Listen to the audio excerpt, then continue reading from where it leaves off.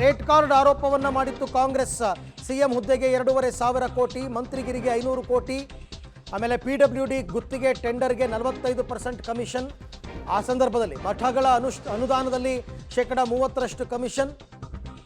BJP ಸರ್ಕಾರ ಆ ಸಂದರ್ಭದಲ್ಲಿ ಯಾವ ಕೆಲಸಕ್ಕೆ ಎಷ್ಟೆಷ್ಟು ದರ ನಿಗದಿ ಮಾಡಿದೆ ಅಂತಕ್ಕಂಥದ್ದನ್ನು ಕಾಂಗ್ರೆಸ್ನವರು ಜಾಹೀರಾತಿನ ರೂಪದಲ್ಲಿ ಕೊಟ್ಟಿದ್ರು.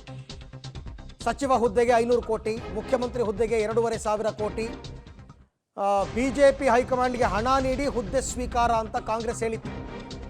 ಕೋವಿಡ್ ಕಿಟ್ ಪೂರೈಕೆ ಟೆಂಡರ್ನಲ್ಲಿ 75% ಕಮಿಷನ್ ಹೊಡೆದಿದ್ದಾರೆ ಅಂತಕ್ಕಂಥ ಆರೋಪ, PWD ಗುತ್ತಿಗೆ ಕಮಿಷನ್ 45% ಅಂತಕ್ಕಂಥ ಆರೋಪ, ಇದೆಲ್ಲವನ್ನೂ ಕೂಡ ಆಗ ಸರ್ಕಾರದ ವಿರುದ್ಧ ಹೋರಾಟ ಮಾಡುವ ಸಂದರ್ಭದಲ್ಲಿ ಜಾಹೀರಾತು ರೂಪದಲ್ಲಿ ಕೊಟ್ಟಿದ್ರು. ಆಗ BJP ಅವರು ಕಾಂಗ್ರೆಸ್ ವಿರುದ್ಧ ಇವೆಲ್ಲವೂ ಕೂಡ ನಮ್ಮ ಮೇಲೆ ಮಾಡಿರ್ತಕ್ಕಂಥ ಸುಳ್ಳು ಆರೋಪ ಅಂತ ಮಾನನಷ್ಟ ಮೊಕದ್ದಮೆಯನ್ನು ದಾಖಲು ಮಾಡಿದರು BJPಯ ಪ್ರಧಾನ ಕಾರ್ಯದರ್ಶಿ ಕೇಶವ್ ಪ್ರಸಾದ್ ಅವರು. ಸೊ ಅದೆಲ್ಲ ಆದ ನಂತರ ಕೋರ್ಟ್ ಕೇಸನ್ನು ಕೈಗೆತ್ತಿಕೊಳ್ಳುತ್ತೆ, ಜನಪ್ರತಿನಿಧಿಗಳ ನ್ಯಾಯಾಲಯ, ಹಲವಾರು ವಿಚಾರಣೆ ಹಿಯರಿಂಗ್ಸ್ ಎಲ್ಲ ನಡೆಯುತ್ತೆ.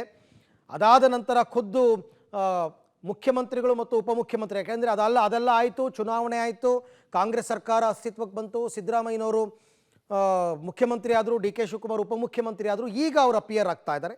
ಈ ಬಗ್ಗೆ ಮತ್ತಷ್ಟು ಮಾಹಿತಿ ನನ್ನ ಕೊಲೀಗ್ ರವೀಶ್ ಅವರಿಂದ ಪಡ್ಕೊಳ್ಳೋಣ. ರವೀಶ್, ಆ ಸಂದರ್ಭದಲ್ಲಿ ಇವೆಲ್ಲವೂ ಕೂಡ ಅಂದಿನ BJP ಸರ್ಕಾರವನ್ನು ಕಟ್ಟಾಕೋದಕ್ಕೆ ಅಂತ ಮಾಡಿದಂತಹ ಕೆಲವು ಜಾಹೀರಾತುಗಳು ಇವತ್ತು ಕೋರ್ಟ್ಗೆ ಅಟೆಂಡ್ ಆಗಬೇಕಾದಂತಹ